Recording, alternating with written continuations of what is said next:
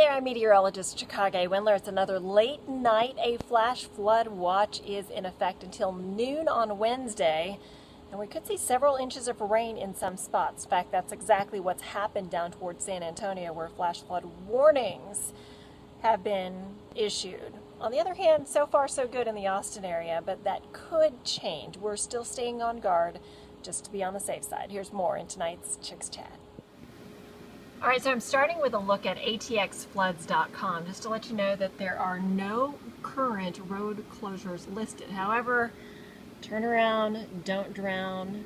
If you ever see water on the road, go back, find another route. You can find this, by the way, at atxfloods.com. I've also posted a link on my Facebook and Twitter. All right, so here's where we stand.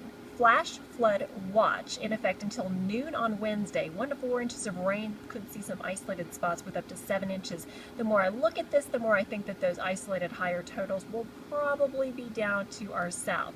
Take a look down towards San Antonio and into the New Braunfels areas. Flash flood warnings issued as a result of very heavy rain that had pulled across those parts. Meanwhile, here on X-Vision radar, you can see that there's plenty of rain. It's just not quite as heavy as it had been. There had been some rain rates running 1 to 2 inches per hour earlier down to our south.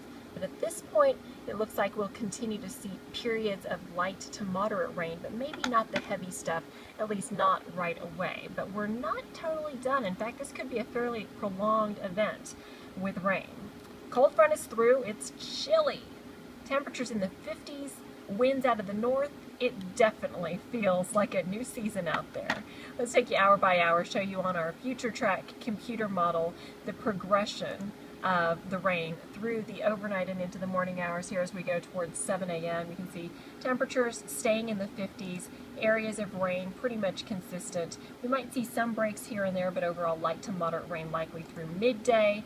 And again, seeing some additional rain showers mainly off toward the north and west through 4 o'clock, and more rain likely as we head through the evening hours Wednesday, and then still toward midnight into Thursday morning dealing with some rain. It looks like it'll finally taper off by the time we reach early Thursday, but I'm still keeping in that chance. All right, how much rain are we talking about? Future track not showing too impressive of totals through the midnight to 1 a.m. time frame, but as we work our way through time on through the overnight, we'll probably see higher rainfall totals. Let me see if I can get to that last graphic so you can see that most areas could be encroaching on 2 to maybe 3 inches of rain as we head toward the late night hours on Wednesday. So there you go, about 3 inches in San Marcos, 2.5 in Austin, 1.8 in Atlanta, 1.3 in Giddings. Now, if this is spread out over a long enough period of time, we should be okay on the flash flood threat. However, if it comes all at once, it's a different story. So Jordan Steele will be in the Storm Tracker Weather Center all night long, keeping you up to date. You can follow hashtag KEYE-TV for the latest. Let's look ahead to Wednesday. Rainy, maybe some isolated thunder, 100% chance of getting wet, 56 your high. Yep, it's going to be chilly. Thursday, early rain, then some subtle clearing.